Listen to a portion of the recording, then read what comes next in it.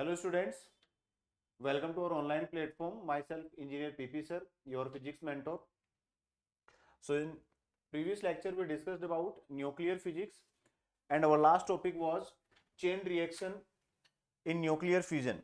So today we are going to start in continuity. So in chain reaction we define this K factor. This is known as reproduction factor. This K is known as reproduction factor. This value of K tells us that whether our nuclear chain reaction is steady, accelerate or retarded. It depends on this factor K. So it represents this reproduction factor represents that how many neutrons are there in current state or in current generation with respect to in number of neutrons in previous generation. So rate of product ion of neutrons divided by rate of loss of neutron. In general we can say that it is equal to number of neutrons in current generation with respect to number of neutrons in previous generation. So if we talk about this K factor or this reproduction factor, then if K is greater than 1, it means number of neutrons in current generation are greater than number of neutrons in previous generation, then in that case it will be accelerated chain reaction. And if we say that K is less than 1, it means number of neutrons in current generation are less than number of neutrons in previous generation. In that situation, this chain reaction will be retarded, and after a particular generation, this chain reaction will be stopped.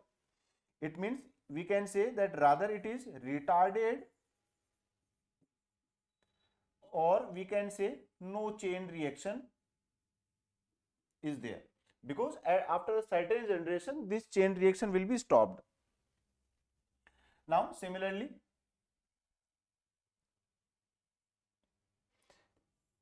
if we say that K is equal to 1, then K is equal to 1 represents that number of neutrons in current generation are equal to number of neutrons in previous generation. In this situation, this chain reaction continues with a steady rate.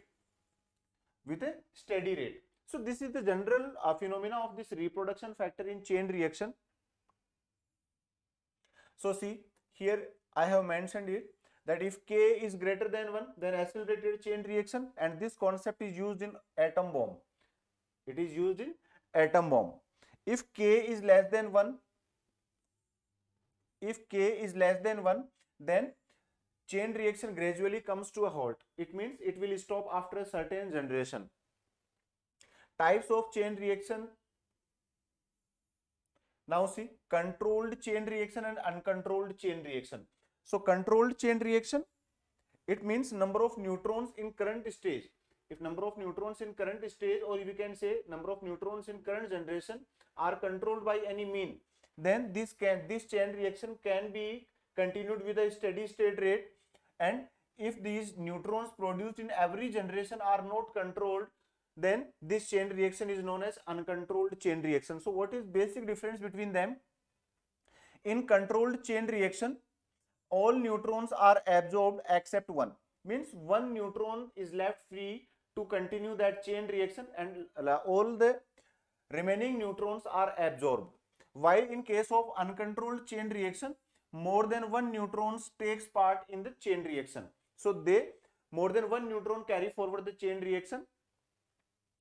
If we talk about controlled chain reaction, then its rate is slow, while uncontrolled chain reaction carry forward with a fast rate. Reproduction factor. So as I told you earlier that controlled chain reaction carry forward with a certain constant rate, or we can say it carry forward with a steady rate,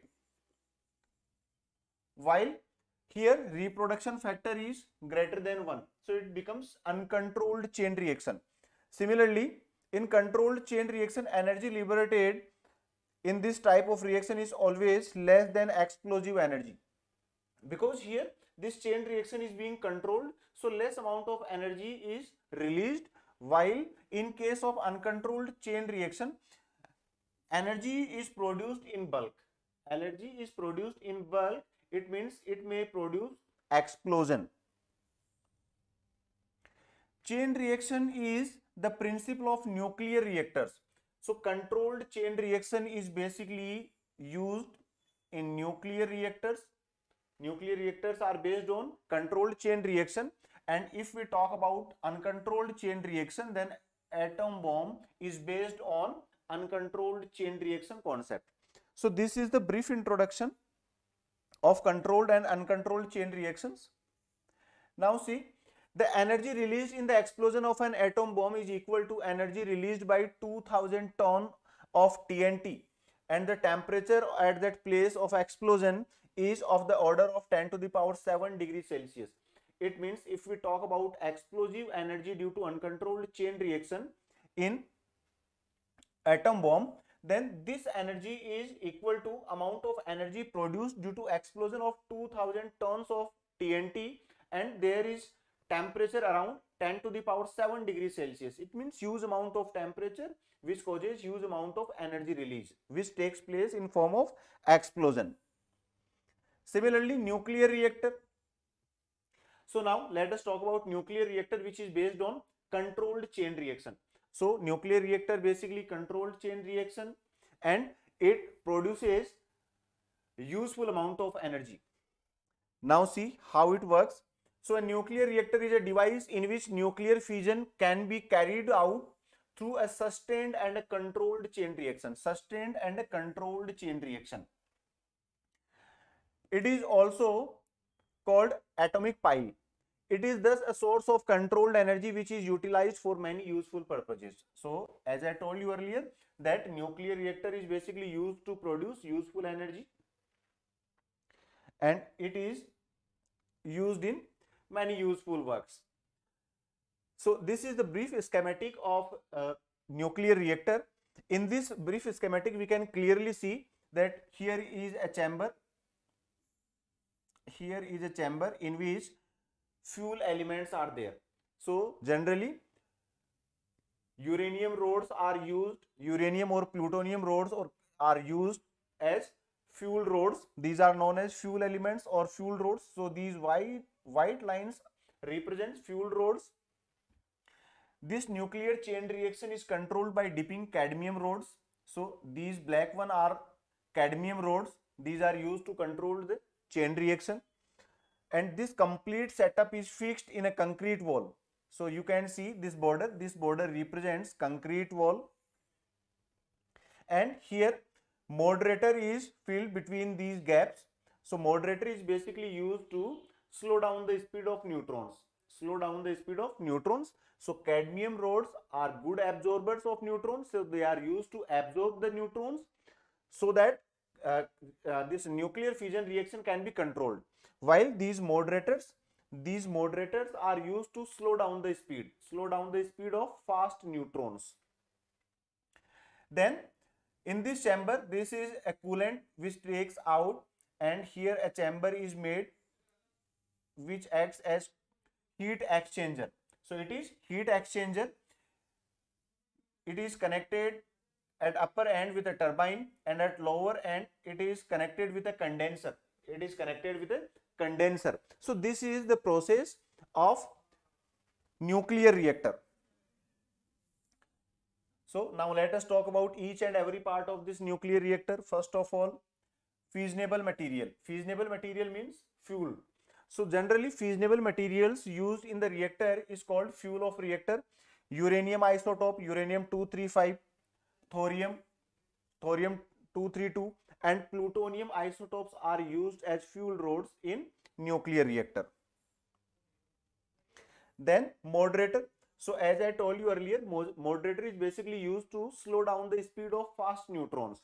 So it is used to slow down the speed of fast neutrons. Graphite and heavy water are generally used. As a moderator in nuclear reactor. Then control material. Control material is basically used to control the speed of chain reaction. For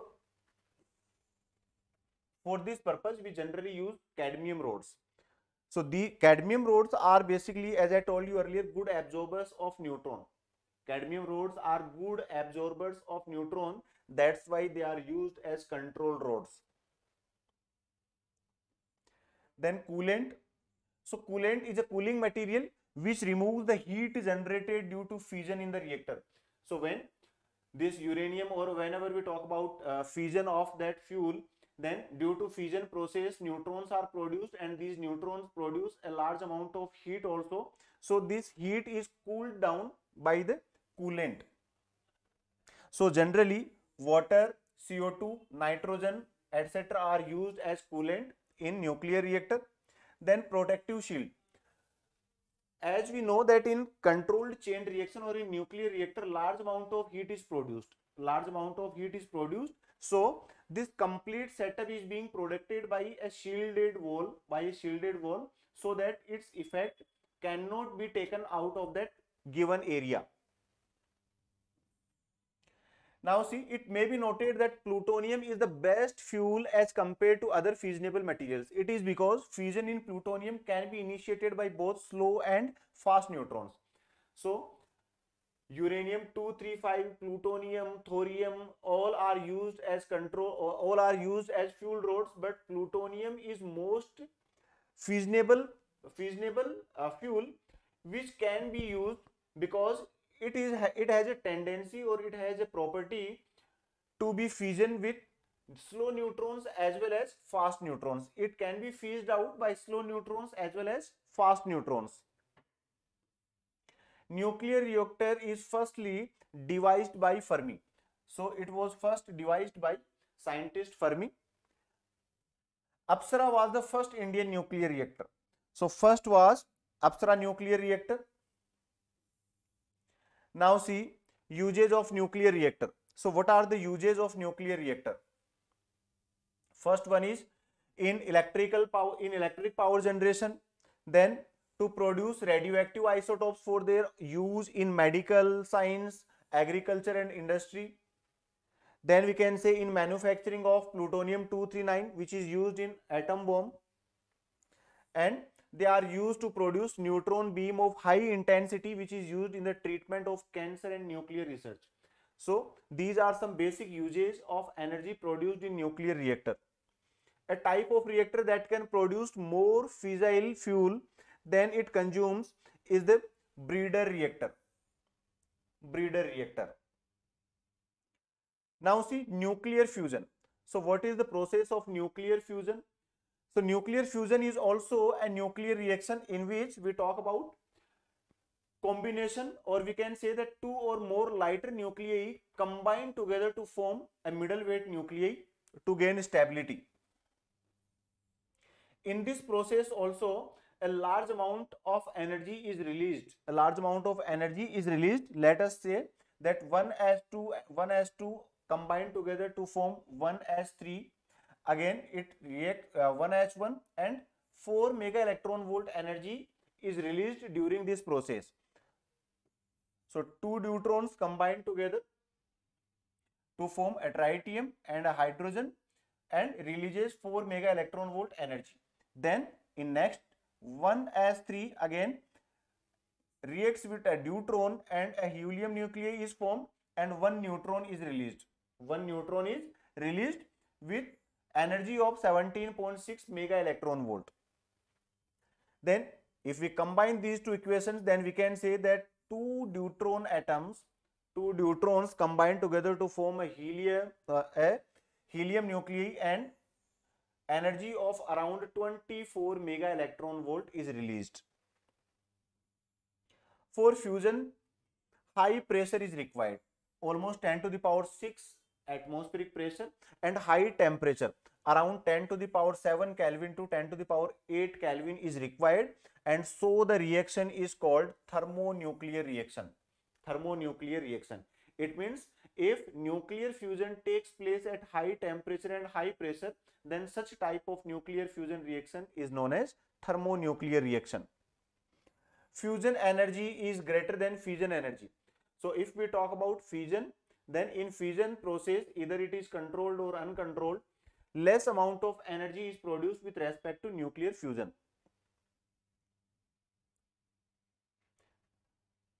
Fusion of a deuterium and tritium releases about 17.6 mega electron volt of energy. However, the energy released per nucleon in fission is about 0.85.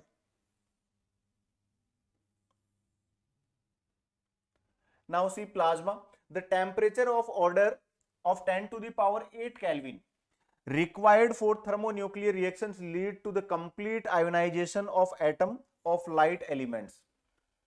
So if this much amount of temperature, around 10 to the power 8 Kelvin temperature is required for thermonuclear reaction, then in this situation atoms of that light element are completely ionized. The combination of base nuclei and electron cloud is called plasma. So what is plasma? So combination of base nuclei of that light atom and electron cloud is called plasma.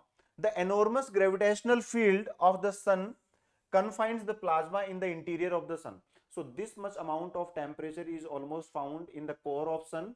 That's why we consider that it confines in the interior of the sun. The main problem to carry out nuclear fusion in the laboratory is to contain the plasma at a temperature of 10 to the power 8 Kelvin. So it is quite difficult to contain huge amount of temperature in laboratory while performing nuclear fusion. No solid container can tolerate this much temperature. If this problem of containing plasma is solved, then large quantity of deuterium present in seawater would be able to serve as inexhaustible source of energy. So if we have any container, any solid container which can take or which can contain this much amount of temperature, then plasma contained in seawater can be used to produce large amount of energy, and we solve almost all the types of energy issues. To achieve fusion in laboratory, a device is used to confine the plasma, which is tokamak. This device is used to contain this amount of temperature, tokamak. Then stellar energy. So stellar energy is the energy obtained continuously from the sun and the stars. So stellar energy is basically, you have to simply keep in mind, stellar energy is acquired from sun and stars. Sun radiates energy at the rate of about 10 to the power 26 joule per second. So this much amount of energy is released by sun, 10 to the power 26 joules in 1 second. Scientist Hans Bethe suggested that the fusion of hydrogen to form helium is continuously taking place in the sun, and it is the source of sun's energy. So if we talk about energy produced in core of sun, then it is due to continuously formation of helium nuclei with the help of hydrogen atoms. The stellar energy is explained by the cycles. So this stellar energy can be explained by two cycles, proton-proton cycle and carbon-nitrogen cycle. Proton-proton cycle and carbon-nitrogen cycle. So we have seen this proton-proton cycle earlier, that two hydrogen atoms combine together to form a deuterium, and one electron is released with some amount of energy. Then one deuterium and one hydrogen combine together to form an isotope of helium, and again some amount of energy is released. Then two unstable helium nuclei combine together to form stable nuclei of helium plus two hydrogen atoms and some amount of energy. If we combine all these three equations, then it is clear that four hydrogen atoms combine together to form a helium nuclei, and two electrons are released with two gamma particles, and some amount of energy is released. So this amount of energy is around 27 mega electron volt. So in proton-proton cycle, around 27 mega electron volt energy is released, and four hydrogen atoms combine together to form a helium nuclei. Similarly, in carbon-nitrogen cycle, one carbon atom reacts with a hydrogen atom and it forms isotope of nitrogen, and it releases some amount of energy. Then again, this isotope of nitrogen breaks into isotope of carbon, and one electron is released. Again, this hydrogen atom reacts with isotope of carbon, and again nitrogen isotope, or you can say stable nitrogen, is formed with release of some amount of energy. Then again this nitrogen reacts with another hydrogen atom and it forms isotope of oxygen, isotope of oxygen. And this isotope of oxygen breaks again into nitrogen and releases one electron with some amount of energy. If we combine together all these reactions, then it is again found that 4 hydrogen atoms combine together to form a stable helium nuclei with release of 2 electrons and 2 electrons and around 25 mega electron volt energy. So in both the situations, it can be seen that 4 hydrogen atoms combine together to form a stable nuclei of helium with release of energy around 25 to 27 mega electron volt in formation of one helium nuclei. About 90% of the mass of sun consists of hydrogen and helium. So around 90% of mass of sun consists of hydrogen and helium. Now it is the introduction of atom bomb and hydrogen bomb, so it is not in our syllabus, leave it.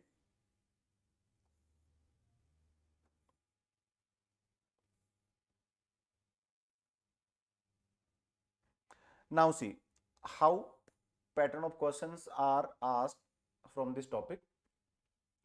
A heavy nuclei at rest breaks into two fragments which fly off with the velocities in the ratio 8 raised to 1. So any heavy nuclei breaks into two lighter nuclei and their velocities are in the ratio 8 raised to 1. The ratio of radii of the fragments. So we are given ratio of velocities and we have to find ratio of their velocities. So in this situation, we know it very well that during this nuclear fission or nuclear fusion process, momentum is conserved. Momentum is conserved. So we can clearly see that here mv is equal to constant. So m1 upon m2 is equal to v2 upon v1. Or you can say this relation is equal to 1 upon 8. Now see, we have to calculate its radius. So radius can be calculated. We know that r is proportional to a to the power 1 by 3. R is proportional to a to the power 1 by 3. So r1 upon r2 is equal to a1 upon a2 whole power 1 by 3. And we can say that this mass number simply is the ratio of mass of these two atoms. So it is 1 upon 8. So here r1 upon r2 becomes equal to 1 upon 8 whole power 1 by 3, or we can say 1 upon 2 to the power 3. So it is 1 raised to 2. So radius are in ratio of 1 raised to 2. Similarly, the ratio of radii of nuclei of aluminium and thallium is approximately. So you have to calculate again the same concept, r cube proportional to a, or you can say r proportional to a to the power 1 by 3. So this is the general concept. So yeah, you can clearly see all the pattern of questions based on nuclear reaction are based on size and radius.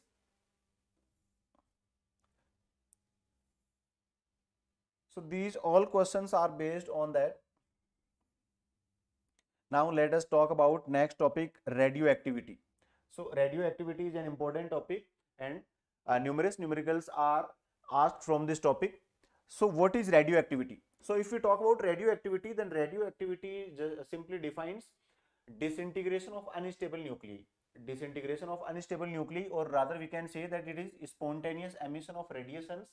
Spontaneous emission of radiations by heavy elements is called radioactivity. So unstable nuclei, generally heavy nuclei are unstable.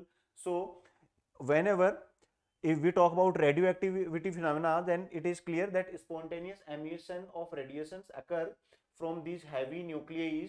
So this phenomena is known as radioactivity. The elements which shows this phenomena are known as radioactive elements. So radioactivity was discovered by Henry Becquerel. So Henry Becquerel was the first who discovered radioactivity phenomena. After the discovery of radioactivity in uranium, then Pierre Curie and Madame Curie discovered a new radioactive element which was radium. So Curie husband wife discovered this radium, which is around 10 to the power 6 times more radioactive than uranium. So Henry Becquerel discovered uranium, then Curie and his wife discovered radioactive element which was radium. It was more reactive than uranium.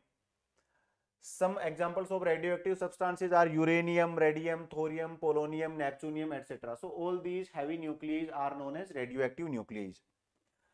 Radioactivity of a sample cannot be controlled by any physical or chemical changes. So radioactivity phenomena is simply produced due to neutrons. And neutrons are not involved in any physical or chemical change. So it cannot be controlled. Radioactivity phenomena cannot be controlled by physical or chemical changes. All the elements with atomic number greater than 82 are natural radioactive elements. So all the elements having atomic number greater than 82 are natural radioactive. The conversion of lighter elements into radioactive elements by the bombardment of fast moving particles is called artificial or induced radioactivity. So if lighter nuclei combine together to form radioactive substances by artificial methods, so it is known as artificial radioactivity or induced radioactivity. Radioactivity is a nuclear event, not atomic. So radioactivity phenomena is simply occurs in the nuclei of an atom. It is not atomic phenomena. Hence, electronic configuration of atom don't have any relationship with the radioactivity. So again, electronic configuration don't have any relationship with the radioactivity. Now see nuclear reactions. So here Rutherford performed a simple experiment in which he shows that how different radiations are emitted from radioactive substances. So when a sample of radioactive substance is put into a lead box and allow the emission of radiation through a small hole. So this is the simple process, and he found when the radiation enters into the external electric field, they splits into three parts. So here these radiations is split into three parts, and how these three parts are explained. If there is no deviation, first it was explained in electric field, then in magnetic field. So in electric field and magnetic field, general phenomena was there that some radiations were traveling in such a way that there were no deflection, and these particles were known as gamma rays. Either it is electric field or magnetic field. Those were deflected towards the positive plate were beta particles, and those were deflected towards the negative plate were gamma particles. So this was the classification explained in Rutherford's experiment.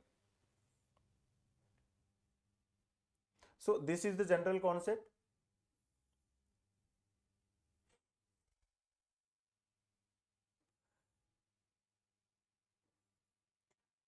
Now see properties of alpha, beta and gamma rays. So let us talk about properties of alpha, beta and gamma rays. First of all, identity. So alpha particles are known as nuclei of helium.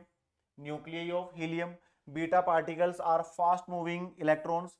They are of two types, beta positive and beta negative. Photons are simply electromagnetic waves. Gamma rays are represented by photons, or you can say electromagnetic waves.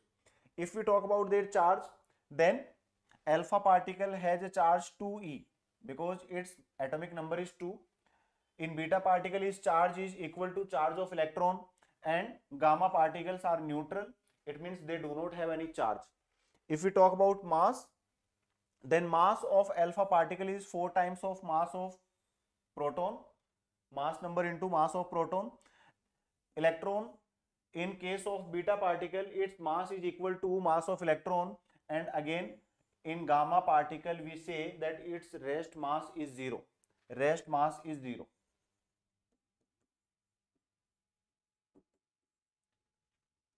Then next property is speed.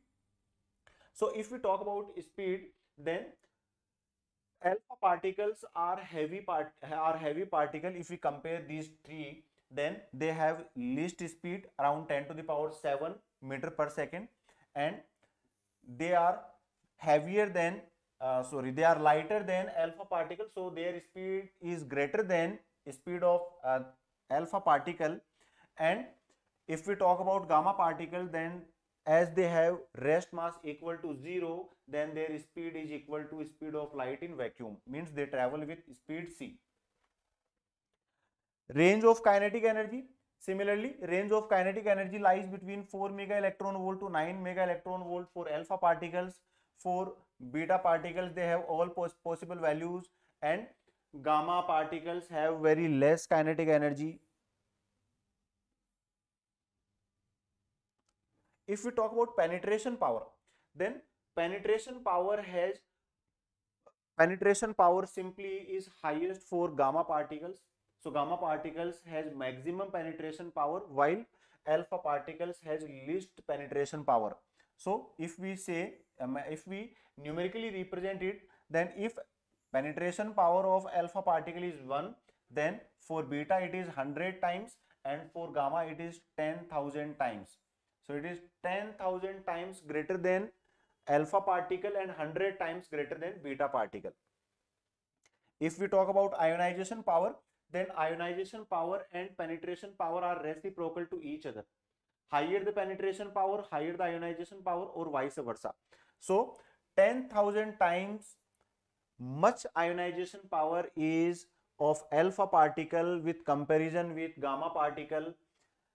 Again, its ionization power is 100 times than gamma particle, and for gamma particles it is equal to 1, means least penetration power for alpha and least ionization power for gamma. Effect of electric and magnetic field. So if we talk about alpha particle and beta particle, then both are charged particles, so they get deflected in electric field and magnetic field, while gamma particles are neutral, so they do not get any deflection while traveling through electric field and magnetic field. Energy spectrum. So in case of alpha particle and gamma particle, spectrum is linear and discrete. Spectrum is linear and discrete, while in case of beta particles, spectrum is found to be continuous. Mutual interaction with matter. So if we talk about mutual interaction of these particles with the matter, then alpha particle and beta particle produces heat as they have charge and mass, but gamma particles produces photoelectric effect and Compton effect. Gamma particles produces photoelectric effect and Compton effect. Similarly, equation of decay. So equation of decay can be seen. Let us say that here X is an parent nuclei and one alpha particle decays from it. Then its atomic number is decreased by 2 and mass number is decreased by 4. And this is the release of one alpha particle in form of nuclei of helium.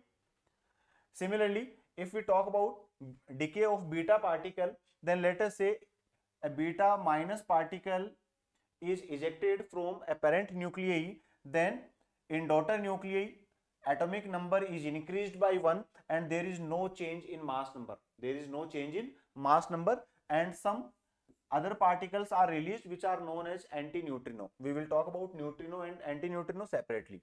If we talk about gamma particles, then gamma particles are released due to excitation of a nuclei.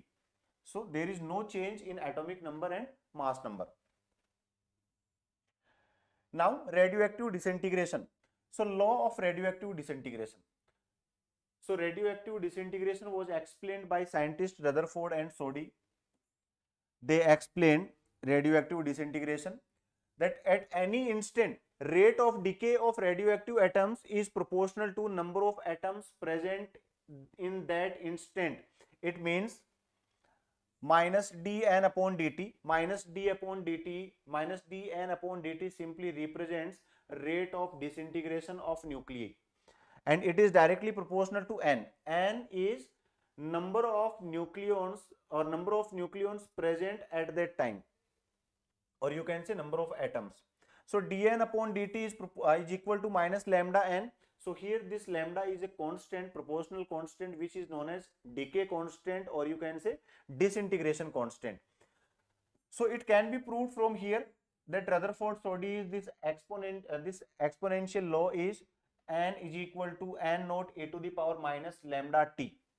Here n is number of nuclei in t time, n naught number of nuclei is initially, lambda is decay constant, and t is time period.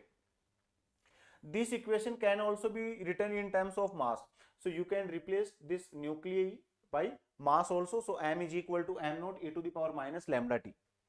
So n again, number of atoms remains undecayed after time t, n naught number of atoms present initially. So see, this n is number of undecayed atoms or nuclei, or you can say that it is number of remaining active nuclei. So both ways we can represent it. And if we have to calculate number of decayed nuclei, then number of decayed nuclei can be found by subtracting n from initial number of nuclei. So n naught minus n represents number of decayed nuclei or decayed atoms. So this is the concept from Rutherford-Soddy's law. So dn upon dt is rate of decay, lambda decay constant, or we can say disintegration constant or radioactivity constant. Lambda depends only on the nature of substance. So lambda simply depends on nature of substance. It is independent of time and any physical or chemical change. So if we plot a graph between n and t, then as I told you earlier that this is also known as exponential law. It means number of active nuclei varies exponentially with change in time. So this is the relation. Now activity. So activity is simply defined as rate of disintegration.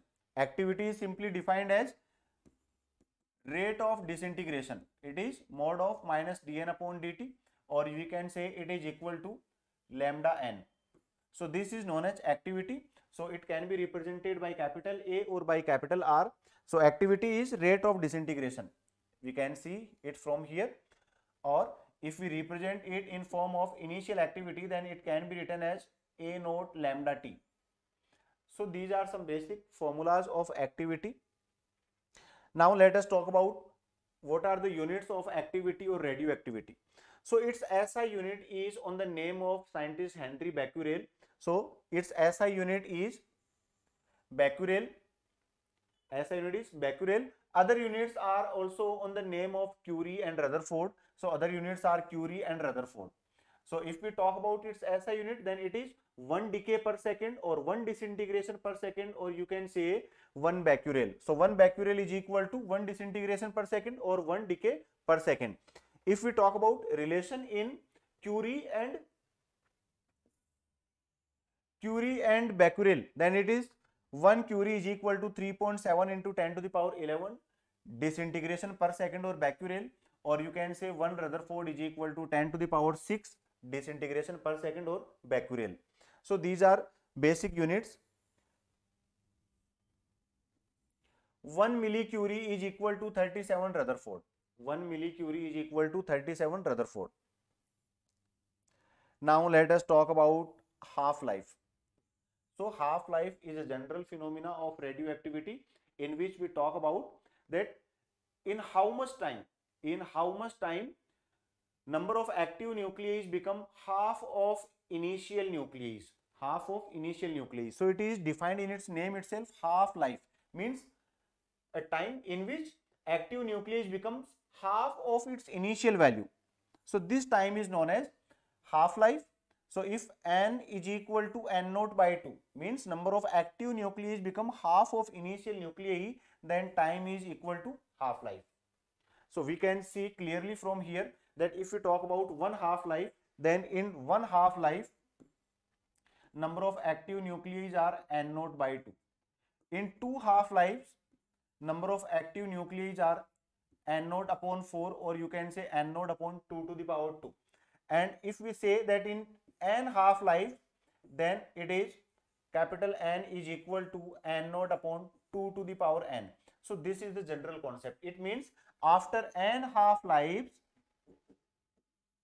number of active nuclei are 1 upon 2 to the power n times of initial number of nuclei. Now see, so this is the general concept as I explained you earlier for all the half lives. So you have to keep in mind general phenomena that I told you earlier, which is n is equal to n naught into 1 upon 2 to the power n in n half lives.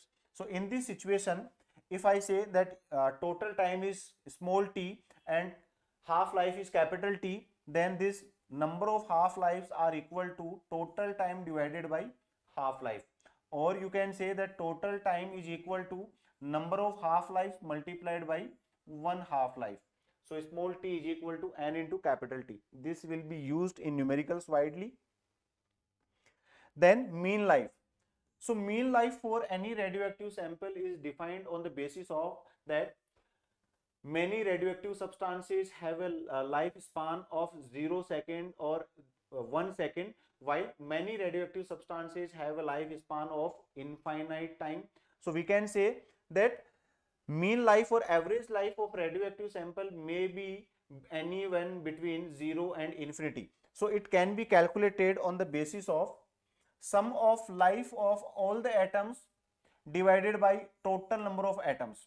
Total number of atoms. So it can be calculated by using this phenomena, and it is equal to 1 upon lambda. So mean life or average life of a radioactive sample is equal to 1 upon lambda, or you can say 1 upon decay constant.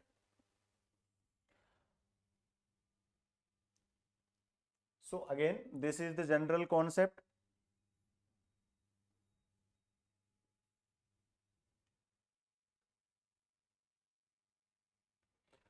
Half-life and mean life of a substance does not change with time or with pressure, temperature, etc.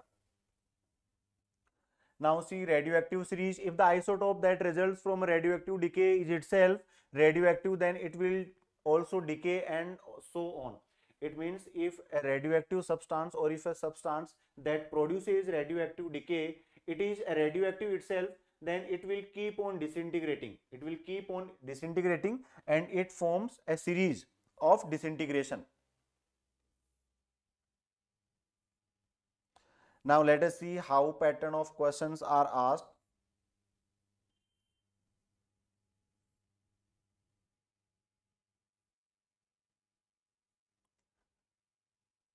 Now let us see one more thing, equilibrium. Radioactive equilibrium. So radioactive equilibrium is what? In radioactive equilibrium, the rate of decay of any radioactive substance is just equal to rate of production from the previous nuclei. It means rate of radioactive production is simply constant. It means we can say that A is going to be constant, means rate of disintegration is going to be constant. So if rate of disintegration is constant, then we can say that lambda n is equal to constant. Or if we compare it for two different nuclei, then we can say that lambda 1 n1 is equal to n2 lambda 2 or lambda 2 n2. So in case of equilibrium, you have to simply keep in mind this relation.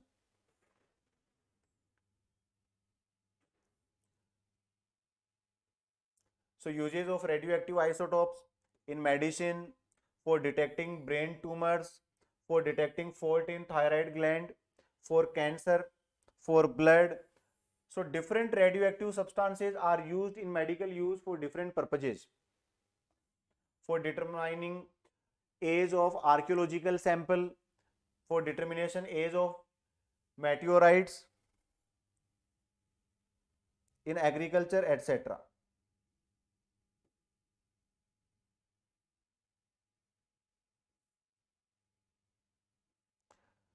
Now see questions. When thorium transforms to bismuth, then number of emitted alpha and beta particles. So in this process, you have to see that thorium has atomic number 90 and mass number 228, and it becomes 83Bi212. Then you have to find continuously that how many changes are made. So in this process, how many alpha particles are decayed, how many beta particles are decayed. If one alpha particle decays, then atomic number is decreased by 2 and mass number is decreased by 4. So by this way you can calculate number of alpha and beta particles. So in case of alpha particles, you can keep in mind directly the formula A minus A dash upon 4. A minus A dash upon 4. So here alpha particles are 4, and for beta particles you can keep in mind n beta is equal to 2n alpha minus z plus z dash. 2n alpha minus z plus z dash. Z for initial one, z dash for product one. So you can place the values from here. A radioactive substance decays to 1/16th of its initial activity in 40 days. The half-life of radioactive substance expressed in days.